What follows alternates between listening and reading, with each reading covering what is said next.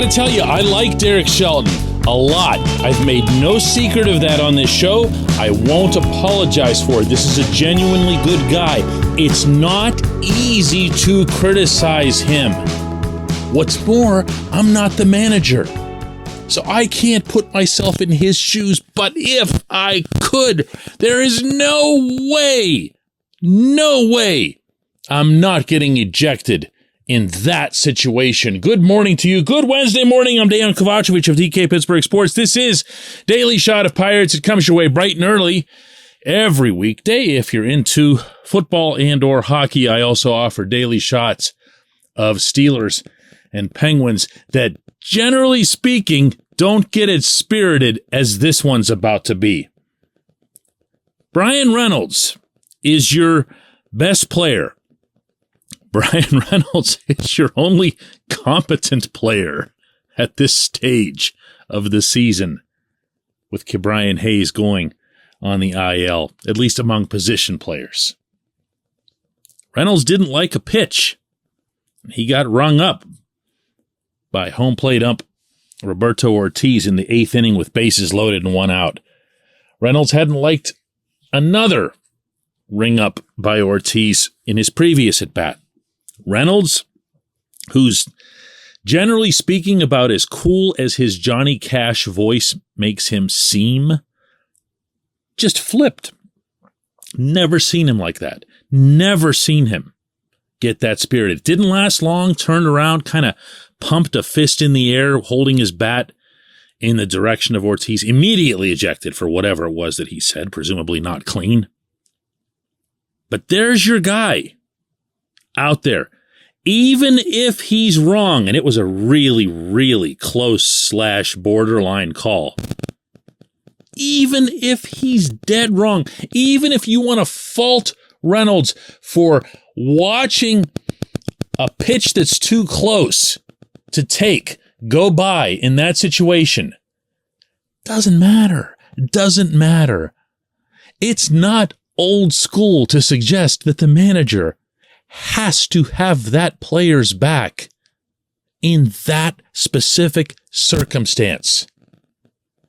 As it was, Shelton stepped out of the dugout, walked over toward Ortiz, couldn't have been more than a handful of words, turned around very calmly, went back to the dugout.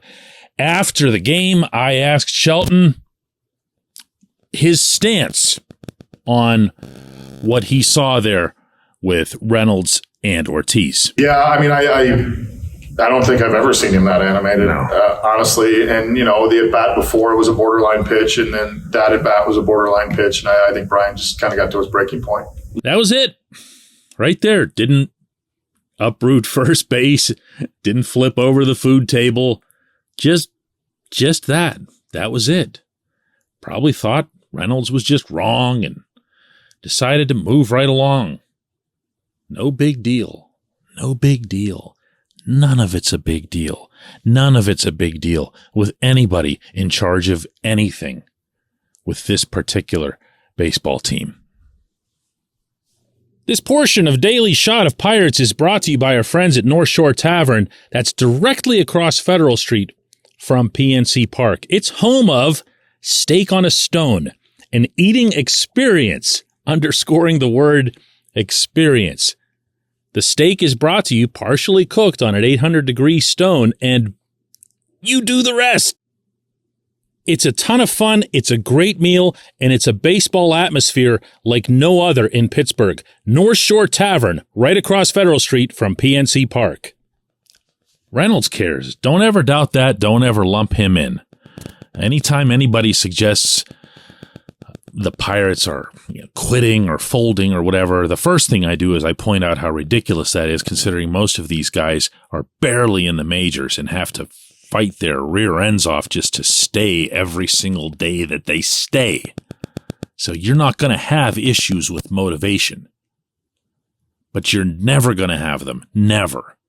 With Reynolds. He's just wired that way. He's a winner playing for a perpetual loser. What's worse, he's a winner playing for guys who seem a little too comfortable with losing.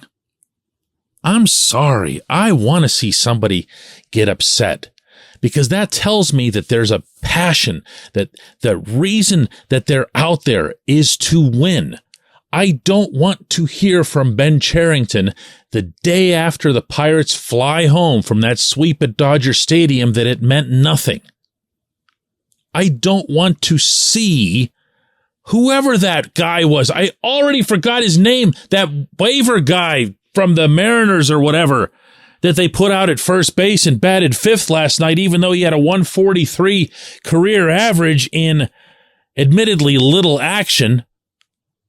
I want to see moves that show that, wow, hey, we're here. We're trying to win. We're trying to build off something. I want to see accountability. I want to see Andy Haynes not being the hitting coach anymore.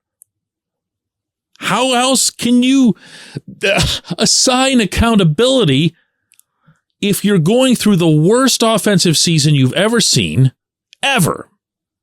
As a Pittsburgher, it's the worst offensive season you've ever seen with your own eyes, no matter how old you are. And if your response to that is, oh, well, the players stink, then find out who got the players. I mean, ultimately, that's obviously Cherington, but I'm talking about whoever would have scouted or advised or recommended something. And get rid of them. Somebody got those hitters. So either you got bad hitters or you can't coach hitters that you think are good. It's one or the other. There's no in between there. Who's responsible for the brutal fall in fundamentals, especially defense? I hate to even mention Reynolds dropping a fly ball because he had to run 1.5 miles just to get to it, and it was his first error. My goodness, in 180 games. I mean, he's been outstanding. But I won't have as much of an issue pointing out that Tucupita Marcano failed to break forward on what should have been a routine pop-up, forcing O'Neal Cruz to come his own 1.5 miles, and the ball clanged off of his glove. And I'm sure everybody's going, oh, look, Cruz messed up again. That wasn't Marcano's only lousy route. Who's teaching? Who's accountable? Never mind that the team's now lost 5 in a row. And, let's do some counting here. 9 out of the last 11. They're 45-71 overall. And yes, you'd better believe they're right back on that 100-loss pace. That's progress, right? That's real progress. Don't get me started on the minor leagues. That takes us to another level. When we come back, J1Q.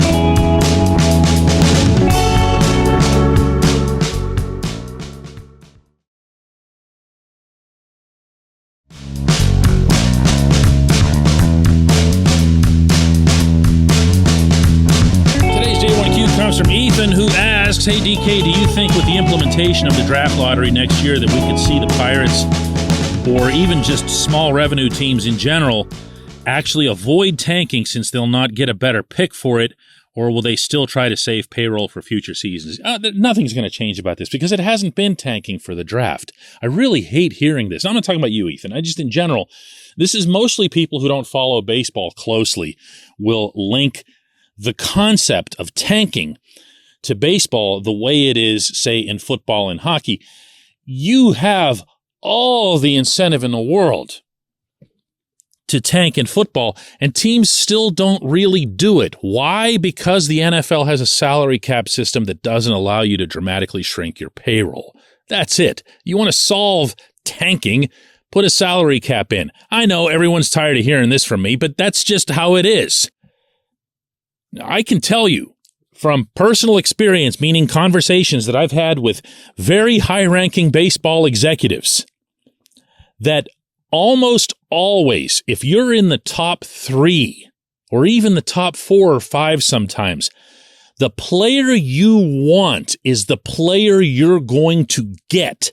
That's because the diversity of opinion about a prospect's skill set and potential is just massive. It's unlike anything you can relate to in football or hockey. It just is. I know that when the Pirates have taken certain players and we've looked at the overall lists, the advanced lists, and what the rankings are and who's projected to go here and there or whatever, that their entire board, their entire first round, second round, whatever, would look nothing like it. And I've heard this from so many people in different settings, including with different teams in the majors, for it not to be true. So the idea that teams tank for the draft even now is, let's put it this way. I do believe that teams are aware that if they finish in a lousier spot in the standings, that they're going to finish somewhere in that top 4, 5, or even 10. And there are obvious benefits to that. But when you think about tanking, I know especially in Pittsburgh, we think about the Penguins tanking in 1984 to get Mario Lemieux when they were in a neck-and-neck battle with the New Jersey Devils to see who would get the number 1 overall pick, who would get Lemieux, and who would end up getting Kirk Muller. And the Penguins had to do everything in their power to throw every game, every outcome, brazenly so, in order to end up with the greatest player who ever lived. That's the most extreme example, though, of this. That was willful, open, right out there tanking for a player that everyone at the time knew was going to be something epic. That's not the way baseball drafts go. It's not the way almost any baseball draft has gone, really. I guess you could go back to the Steven Strasburg draft when everyone was all agog about him, and not without cause. But even then, even then, has Strasburg turned out to be some kind of generational pitcher for the Nationals? No, there's just not a lot of this in baseball. Everyone loves to cite the examples of, where Mike Trout was taken 23rd overall. Albert Pujols lasted until the 5th round. There's just not that kind of incentive. So that's my answer to you. I do believe that the Pirates will continue taking the approach that you describe, whether you want to call it tanking or nothing, because I don't believe that they're ready to declare 2023 as a season that matters. But my belief is founded in the fact that they haven't accrued anywhere near the talent that they'd hoped to, and the talent that they have accrued, they haven't advanced properly through the system. Totally separate issue. I appreciate the question. I appreciate everyone listening to Daily Shot of Pirates. Let's do another one of these tomorrow.